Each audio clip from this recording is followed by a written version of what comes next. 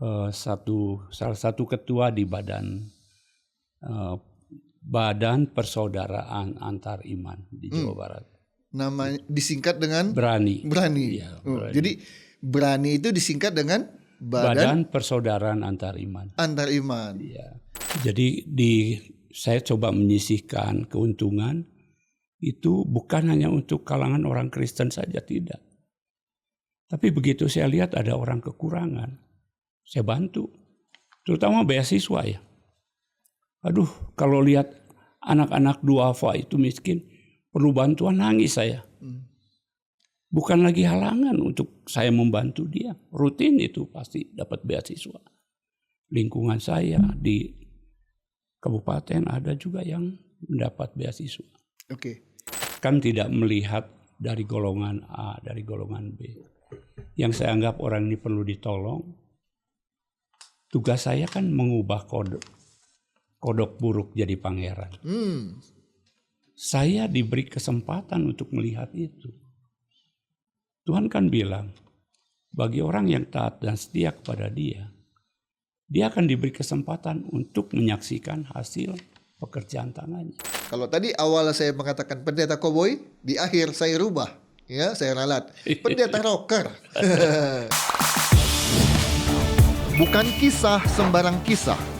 Kisah ini istimewa sebab terjadi oleh karena kasih dan dibagikan dengan landasan kasih juga.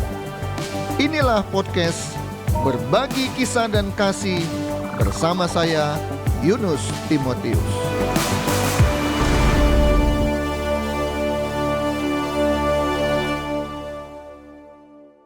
Puji Tuhan, bertemu kembali dengan saya Yunus Timotius di podcast Berbagi Kisah dan Kasih.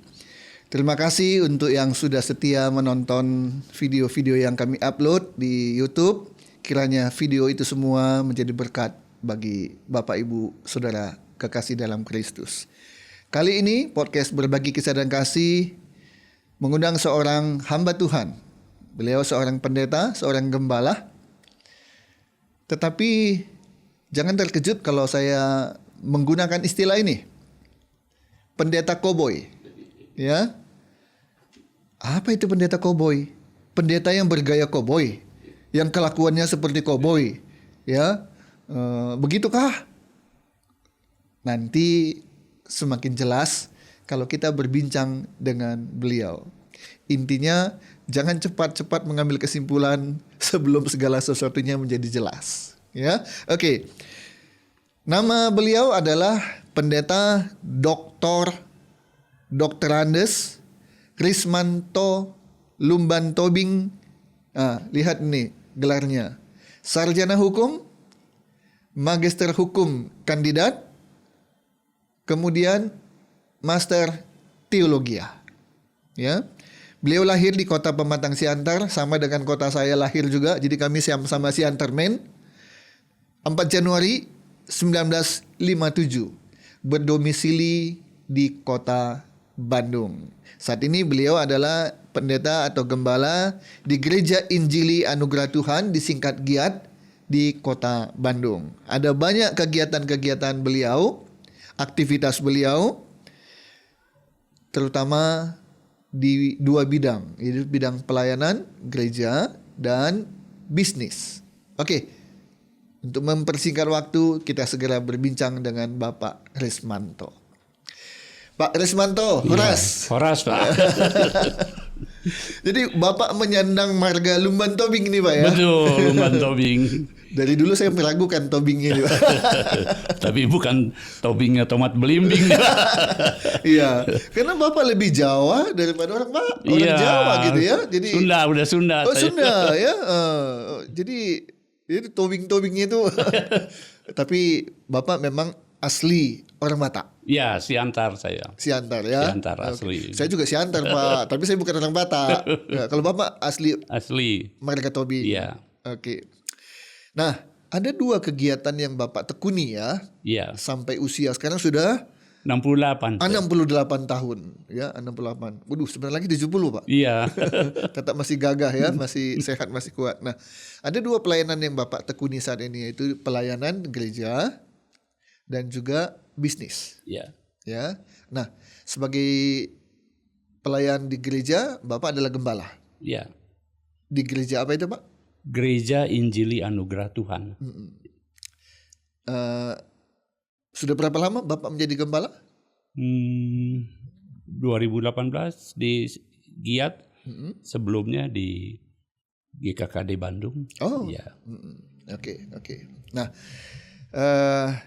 di bidang pelayanan gereja, selain menjadi gembala di Giat ya, Gereja Injili Anugerah Tuhan, Ya, Bapak juga aktif dalam organisasi ya, ya di luar organisasi gerejanya itu Iya. ya. Kegiatan apa itu, Pak?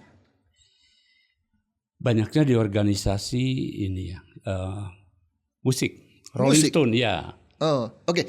Sebelum kita masuk ke dunia yang itu, Pak, ya, Iya. yang dunia sekulernya ya, Iya. nyangkut-nyangkutnya ke koboi itu, Pak, ya. Nah, tapi dibilang pelayanan sendiri, apa aktivitas Bapak selain di Gereja Injili Anugerah Tuhan ini?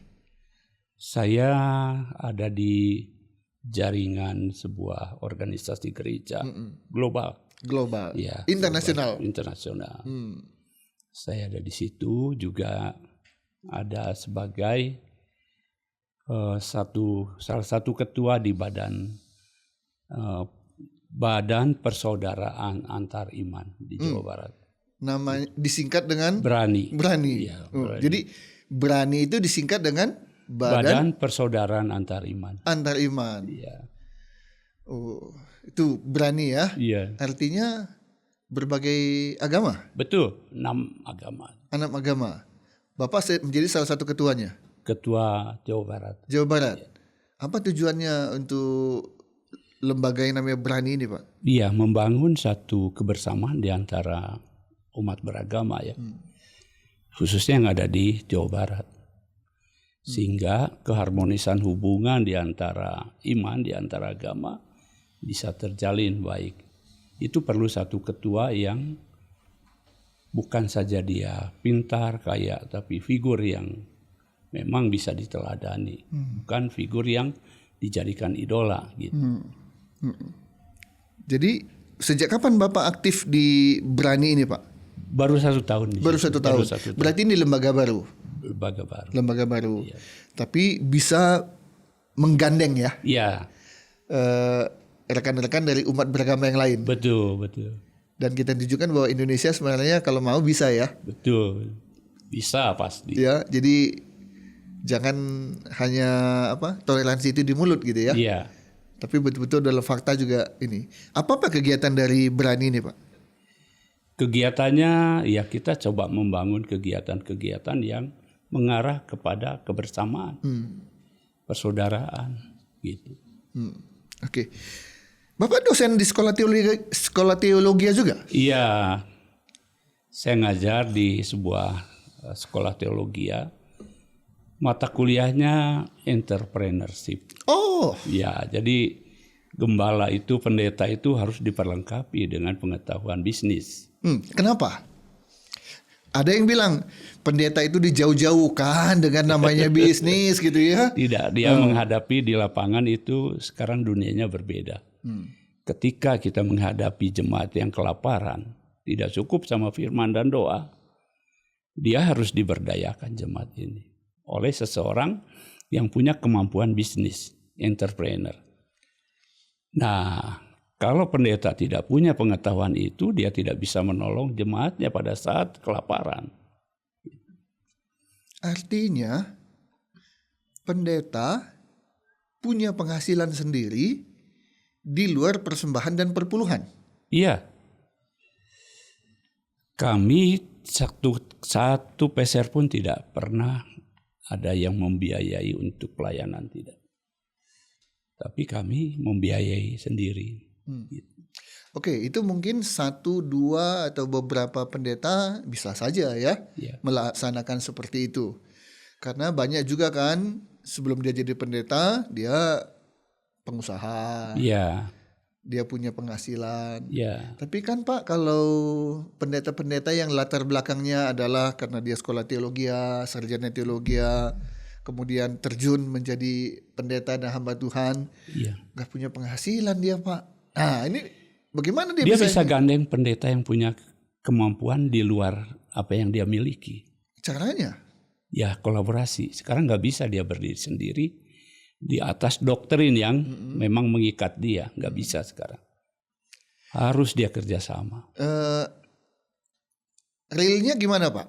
Seorang pendeta, seorang gembala, tidak punya pekerjaan sama sekali yang di luar pelayanannya. Iya. Bapak bilang dia harus berkolaborasi dengan pendeta lain yang memang hidupnya sudah lebih mapan gitu ya. Betul. Nah, terus kolaborasi itu seperti apa? Saya kasih contoh model pemberdayaan. Tesis dan disertasi saya itu tentang pemberdayaan ekonomi jemaat. Pemberdayaan ekonomi Iya. jemaat, itu jemaat kan?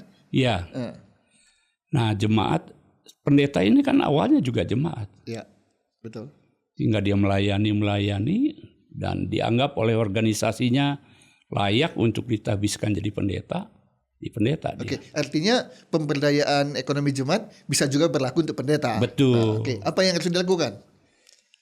Misalnya begini, kita kan langsung berhadapan dengan masalah teknis. Kita latih jemaat itu untuk punya keterampilan bisnis. Misalnya bubur ayam. Itu kan dianggap bisnis recehan. Tapi coba lihat bubur ayam di saya, di kedai saya. Itu bisa menghasilkan satu hari 700.000. Padahal itu setahu saya belum lama ya, Pak Iya. ya? Belum lama berdirinya Iya. kan bubur ayam itu kan? Udah dulu sih, udah lama sekali ya. pernah Hanya berhenti. hari itu nggak ada yang mengelola. Nah sekarang kita buka lagi. Gitu. Dan hasilnya ya, jauh dari yang dibayangkan ya. ya dulu udah sampai 700. Sekarang memang saya merintis lagi. Belum sampai ke angka seperti itu. Tapi mengarah ke sana gitu. Oke. Nah ini kan menolong untuk ekonomi jemaat atau gembala. Apa dengan kata lain, Bapak ingin berkata pendeta-pendeta juga bisa jual bubur ayam, gitu maksudnya Pak? Iya, saya aja jual bubur ayam. Jadi ini membuka satu wawasan baru ya, Betul. bahwa kalau jadi pendeta itu udah jangan ngerjain yang lain-lain, Iya. fokus saja kepada pelayanan. Ya. Besuk jemaat, doakan jemaat, siapkan khotbah, udah itu aja. Sekarang Bapak memberikan sebuah alternatif. Iya. Tapi tugas pokok sebagai pembina rohani tetap harus dijalankan itu.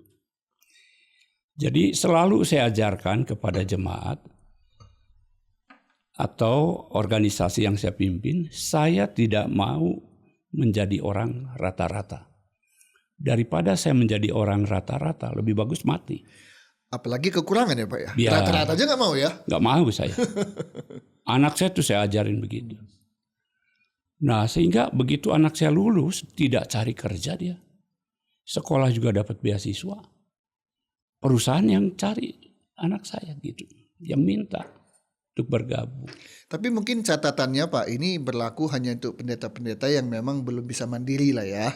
Kalau memang dia sudah bisa dicukupi oleh jemaatnya, Organisasinya iya. ya nggak perlu harus seperti itu ya. Iya nggak perlu. Cari uang tambahan gitu. Iya nggak perlu dia. Nggak perlu ya. Tapi untuk keterampilannya tetap dia harus. keterampilannya Keterampilannya harus. bisa diajarkan kepada jemaatnya. Iya. Dia bisa ngajarkan ke jemaat. Karena jemaatnya kan bukan orang yang berkecukupan semua. Orang miskin itu selalu ada di antara kita. Tapi bukan berarti orang miskin selalu jadi miskin terus, kan enggak. Gitu. Ya. Saya ingat salah satu narasumber yang hadir di podcast saya, Bapak Samuel Sianto dari Malang. Karena latar belakangnya adalah seorang pengusaha. Jadi ketika dia sudah jadi pendeta, jadi gembala, ilmu yang pernah dia dapat, pengalaman yang pernah dapat itu dibagi-bagikan kepada siapa aja, termasuk kepada jemaatnya. Nah, jadi orang bilang, "Wih, ini ada pendeta yang ternyata bisa berbagi ilmu bisnis ya." Iya toh? Iya. Tapi ada juga pendeta yang memang, aduh jangan tanya bisnis ke saya karena saya gak pernah berbisnis. Jadi apa yang ada pada kita itu, kita akan bagikan kepada orang lain. Tapi kalau kita gak punya, apa yang mau dibagikan Pak ya? Iya. Termasuk berbagi uang kalau gak ada. Apa yang mau dibagi Pak ya? Iya. Oke. Jadi ini memang satu hal yang baru dan berbeda mungkin. Betul. Ya, di mana Bapak memberikan sebuah gagasan, ayo pendeta-pendeta jangan hanya sekedar menunggu, jangan hanya sekedar menerima, tapi jemput berkat ya. Jadi saya coba menyisihkan keuntungan itu bukan hanya untuk kalangan orang Kristen saja, tidak. Tapi begitu saya lihat ada orang kekurangan, saya bantu. Terutama beasiswa ya. Aduh, kalau lihat anak-anak duafa itu miskin, perlu bantuan, nangis saya. Bukan lagi halangan untuk saya membantu dia. Rutin itu pasti dapat beasiswa. Lingkungan saya di kabupaten ada juga yang mendapat beasiswa. Oke. Jadi kita jadi berkat jangan hanya di lingkungan sendiri aja ya. ya. Tapi jadi berkat juga di lingkungan luar ya. Betul. Sehingga mereka lihat memang orang Kristen ini beda gitu ya. Iya. Bedanya beda bagus gitu kan. Betul. Kalau dia hanya bantu orang Kristen aja, apa hebatnya gitu ya. Iya. Tapi dia mau peduli kepada yang non Kristen juga. Betul. Itu baru hebat ya. Oke. Pak, saya lihat ya dalam riwayat hidup Pak Rismanto. Iya. Saya tidak heran kalau Bapak punya gagasan pendeta-pendeta juga harus melakukan sesuatu, termasuk kalau perlu melakukan bisnis supaya hidupnya tidak berkekurangan. Iya. Ya. Saya lihat Pak, banyak sekali kegiatan Bapak di dunia sekuler ya. Iya. Di dunia sekuler. Bapak pendiri koperasi. Iya. Bapak direktur utama dari sebuah PT. Iya. Bahkan ini direktur manajemen artis. Jadi banyak kenal dengan artis. Iya. Direktur kantor konsultan perusahaan asing. Iya. Wah, itu kan dihitungnya dolar dan euro kan. Iya. Penasehat DPP Pro Pancasila, ya. Iya. Dan sebagainya. Manajer kafe, manajer bubur ayam, Iya. ya. Yang menarik juga, ketua komunitas tembang lawas. Iya. Ya. Dan yang terakhir, Bapak sedang merintis kantor hukum. Betul. Ini calon advokat. Iya. Ya, oke. Nah, kalau bicara soal bisnis, mana lebih banyak waktu Bapak digunakan? Untuk pelayanan atau untuk sekuler? Iya. Firman Tuhan bilang, kamu harus menjadi saksi mulai dari Yerusalem, Samaria, Yudea, sampai ujung bumi. Saya sudah ketemu ujung buminya. Kelihatan sampai nanti Tuhan panggil, saya harus di situ. Di mana itu ujung bumi versi Pelayanan Bapak? lansia, lanjut usia. Usia emas. Ya, jadi istri saya udah bilang, tinggalin semua usaha. Lebih menguntungkan kalau kita melayani di usia tua. Wah, itu menyegarkan saya tuh. Makanya saya tadi dari pagi sampai siang melatih pegawai. Nanti kamu yang pegang ini, nanti kamu yang pegang ini. Jangan lagi saya. Jadi kaderisasi. Iya. Gitu. Jadi mereka dilatih dan mereka juga senang. Kamu yang jadi manajer kafe, jangan saya. Kamu yang jadi manajer bubur ayam, jangan saya. Nah, kamu yang jadi manajer grosir, saya buka grosir. Sembako? Iya. Jadi waktu saya untuk bisnis itu mulai saya kurangi. Ya, fokus ke pelayanan. Gitu. Oke. Menarik ya, ujung bumi yang Bapak temukan adalah pelayanan di usia lanjut ya. Iya. Jadi artinya melayani orang-orang sesama. Bapak Ya, sudah 68 tahun ya. Aduh, itu menarik sekali ya. itu. Nenek-nenek, kakek-kakek. Iya. Karena kalau anak muda yang melayani mereka juga Iya. gimana ya? Ada kesenjangan dari usia dan pengalaman kan? Betul. Oke, baik. Nah sekarang setelah kita bicara tentang pelayanan ya. Ada yang menarik saya ketahui dari Pak Rismanto ini. Ya, dari berbagai aktivitas yang diposting di media sosial Bapak. Betul. Gitu ya. Saya sebut tadi Bapak ini adalah pendeta koboi. Bapak bisa jelaskan sekarang kenapa saya ya berani menyebut Bapak adalah pendeta koboi. Pertama begini, Bapak keberatan nggak saya sebut pendeta koboi? Nggak, apa saja disebut boleh. Terima kasih ya. Karena itu tidak konotasi jelek ya, tidak konotasi buruk ya. Nah, Bapak tolong jelaskan apa yang Bapak maksud atau saya maksud dengan pendeta koboi? Iya. Kalau dilihat di media sosial saya, itu nggak ada kegiatan lain selain band, rock, musik, gitu. Dari semua kalangan, anak muda, Sampai kakek-kakek ada di situ semua joget, ikut joget saya. Gitu. Yang penting kan ujungnya mereka hidup di dalam kebenaran akhirnya itu. Gitu. Nah, penampilan saya sudah barang tentu menyesuaikan. Ya. Pakaian rocker saya. Begitu ada undangan untuk satu event, saya selalu menggunakan bukan pakaian resmi, pakai jas dasi, tidak. Gambar lidah merah tuh, gitu. Rolling Stone, karena saya memang penggemar Rolling Stone. Wah, saya lihat, aduh kasihan sekali penggemar Rolling Stone itu. Ternyata berkatnya yang dibuka Tuhan tuh melalui situ. Saya bikinlah satu lembaga namanya Java Bali Stoner Partnership. Penggemar Rolling Stone se-Java Bali. Saya ingin tahu berapa jumlahnya. Bapak yang memulai itu? Iya. Dimulai dari Bandung? Betul. Berapa jumlahnya sih penggemar Rolling Stone itu se-Java Bali? Ada yang bilang ini 1 juta orang. Wow. Oh, saya berarti nyemplung di dunia yang tepat. Nah, waktu saya rintis ini, para politikus tuh datang saya, Pak gabung. Saya angkat Bapak di Senayan. Gabung. Karena ada suara ya Pak ya? Karena itu. Makanya kalau dilihat di riwayat hidup itu DPP ini, DPP itu. Itu rangkul saya. Sampai pencalonan wali kota, gubernur kemarin. Jangan-jangan mereka lupa ini yang diminta ini pendeta sebenarnya. Mereka tahu. Oh tahu? Mereka tahu saya pendeta. Oh luar biasa ya.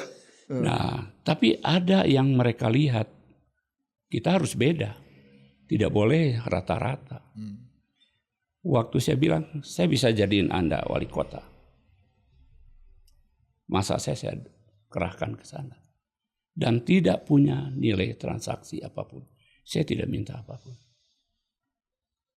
Karena saya tahu, baik kota, provinsi maupun bangsa saya, kalau Tuhan tempatkan orang yang tepat di situ, kesejahteraan masyarakat kan pasti meningkat gitu.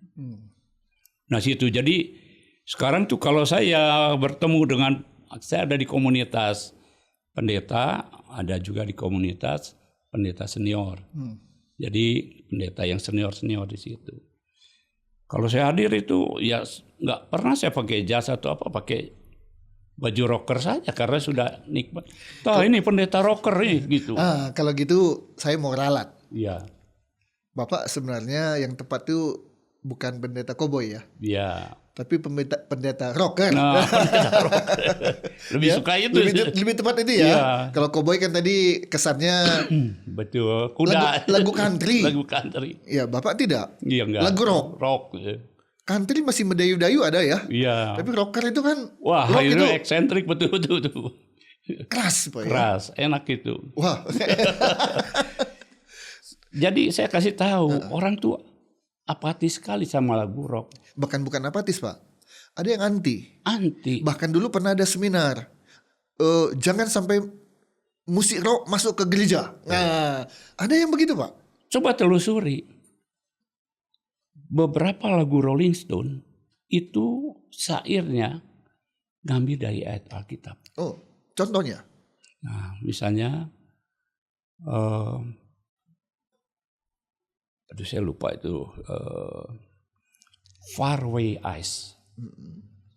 Itu ketika Mick Jagger-nya lagi nyupir, dia ingin melayani dan tiba-tiba radionya bunyi khotbah tentang ayat firman Tuhan. Itu yang dia nyanyi. Inspirasinya muncul dari situ. Ya. Jadi saya dengar ada 8 katanya yang ngambil dari ayat Alkitab. Kan udah bisa ibadah kita pakai lagu rock. Coba lihat, alat bandnya sama, musiknya sama, hanya kata-katanya yang beda kan di gereja tuh. Dan sama orang dunia kan, sama kafe iya. Di kafe sama di gereja musiknya sama tuh. Jingkrak-jingkraknya sama, jogetnya sama. Hanya kata-katanya yang beda kan gitu. Dan satu lagi, nggak ada doa dan firman Pak ya. Gitu. Nah teman saya yang di Amerika datang, dia bilang, Pak nih bisa ibadah pakai lagu ini nih. Ini semua ngambil dari ayat-ayat Alkitab. Lagu rock itu Pak. Gitu. Makanya saya senang tetap awet muda, sehat. Tapi Pak, ada yang bilang kalau menyanyikan lagu-lagu rock maka ada kuasa dari kegelapan yang ikut merasuk. Nah, apa pendapat Bapak? Berbeda kita berangkatnya. Kalau betul-betul rocker yang tulen itu dari pemujaan kepada roh yang dianggap melatar belakangi itu. Tapi kan kita beda. Kita pemujaannya kepada Tuhan. Sebelum kita nyemplung, wah banyak pendeta jatuh tuh Pak. Kalau nggak berdoa tuh, cantik-cantik itu. Gangguan itu siapa yang bisa ngejamin sih pendeta tanpa gangguan wanita cantik? Di situ tempat ngumpulnya. Oke. Kalau orang Kristen katakanlah mereka sudah punya iman. Ya.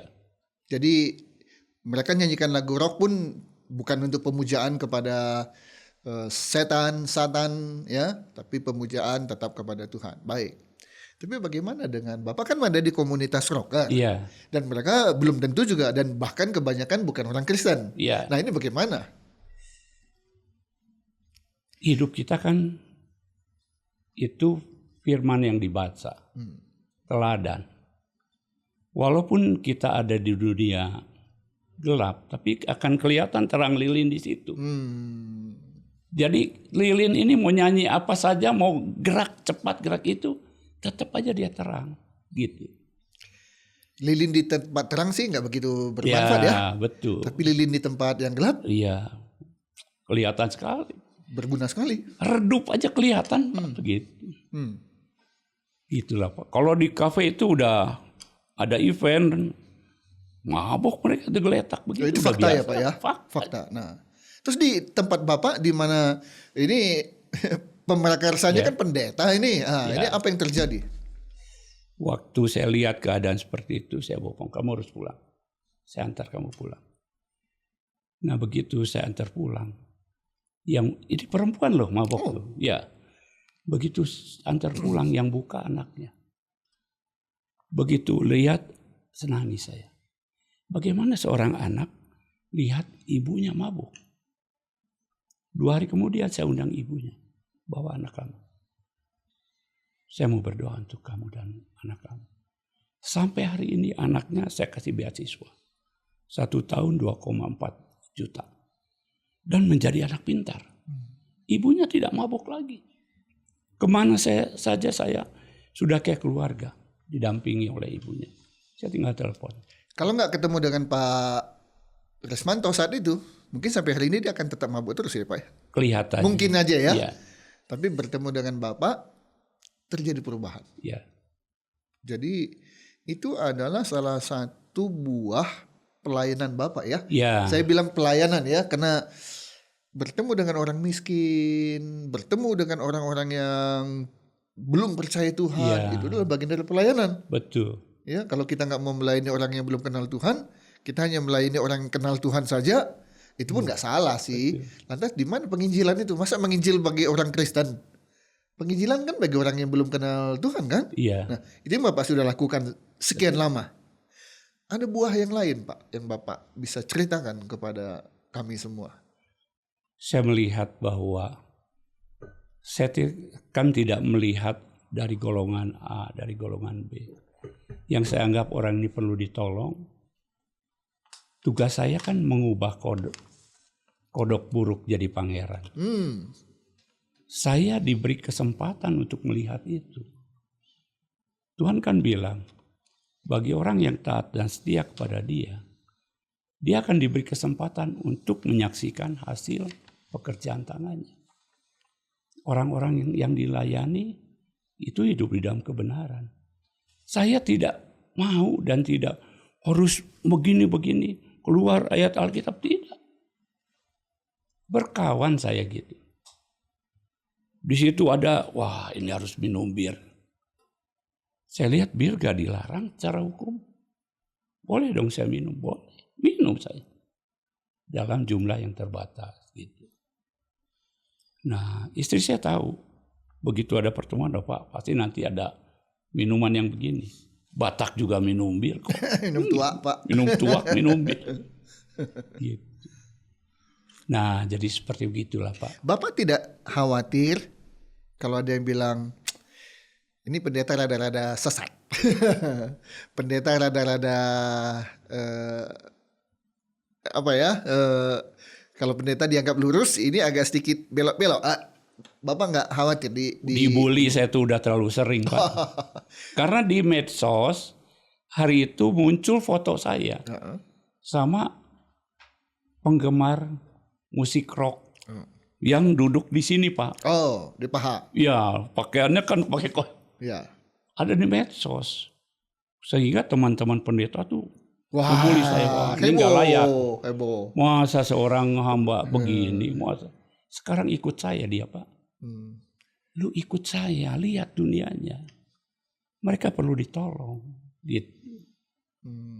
Mereka tidak membutuhkan kabar baik pada saat ini. Mereka perlu pertolongan saat ini. Ayo kita tolong. Gitu. Nanti ada proses untuk mereka hidup di dalam kebenaran. Ada lagi tugas kita itu. Gitu.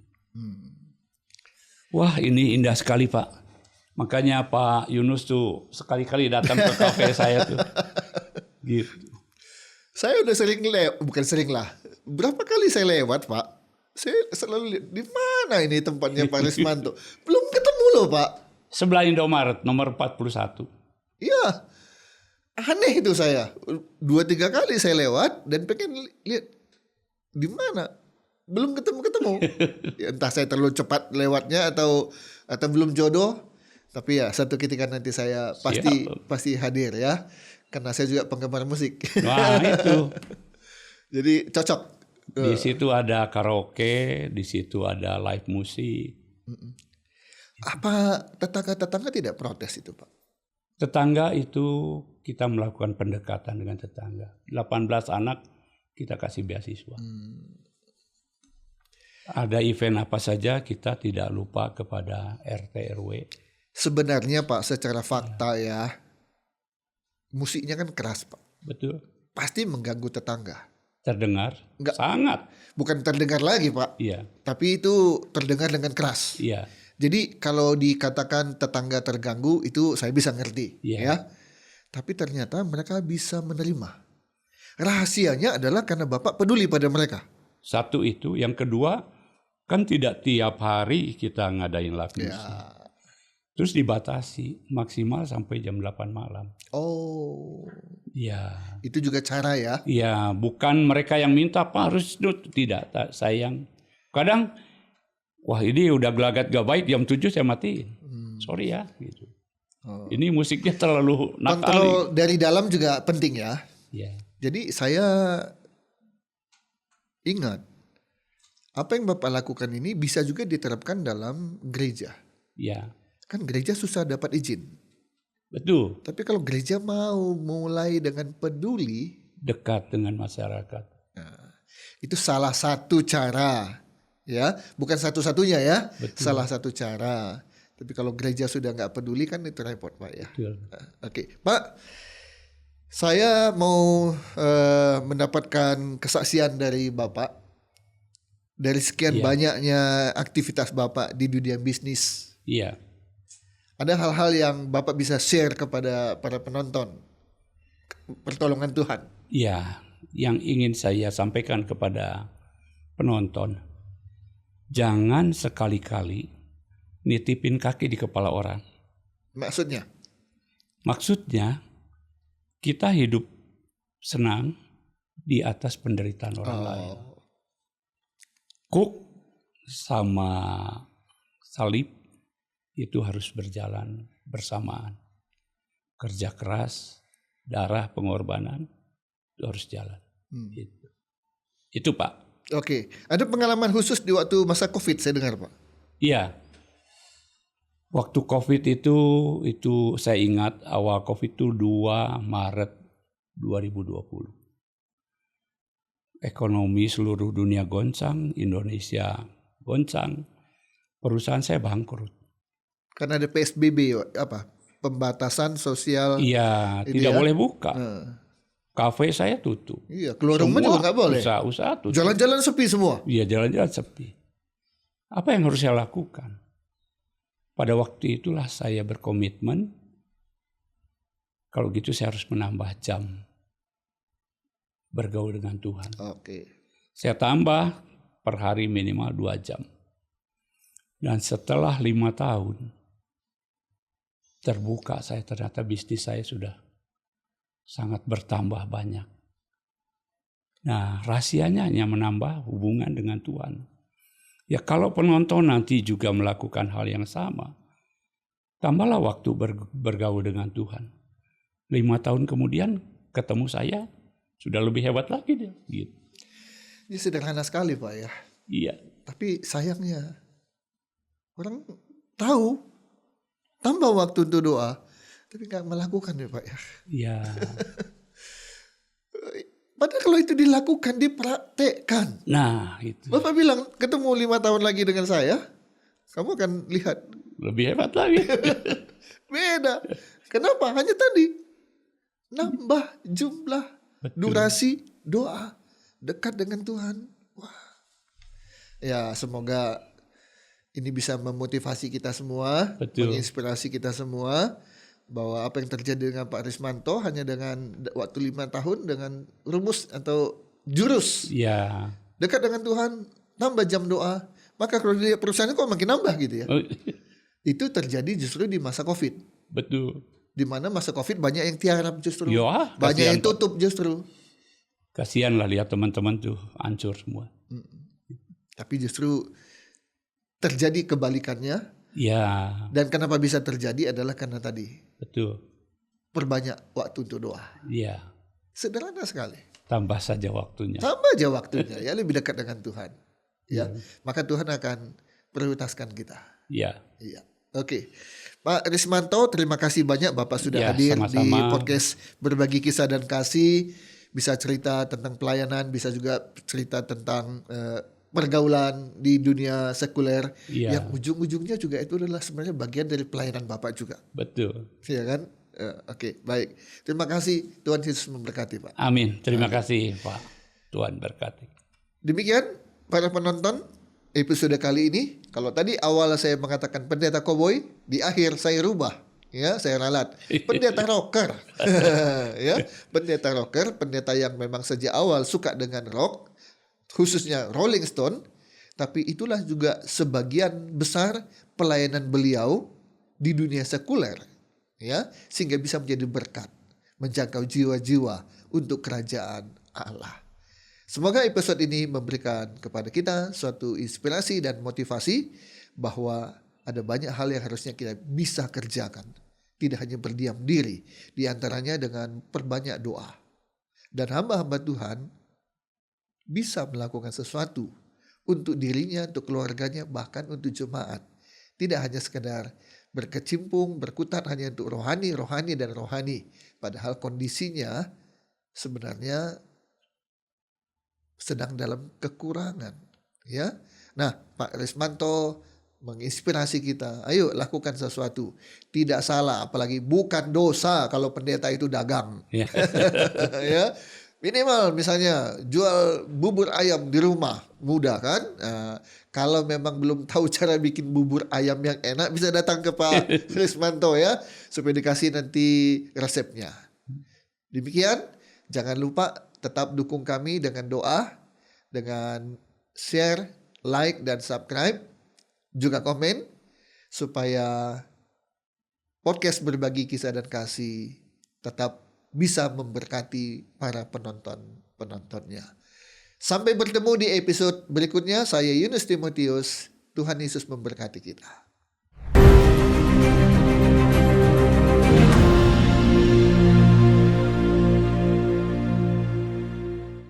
Tidak terasa, podcast Berbagi Kisah dan Kasih akan berulang tahun yang pertama. Karena itu, kami mempersiapkan sebuah edisi atau episode khusus. Akan ditayangkan pada tanggal 18 Juni 2025. Sekali lagi, akan ditayangkan tanggal 18 Juni 2025. Episode khusus podcast Berbagi Kisah dan Kasih. Sampai bertemu, Tuhan Yesus memberkati.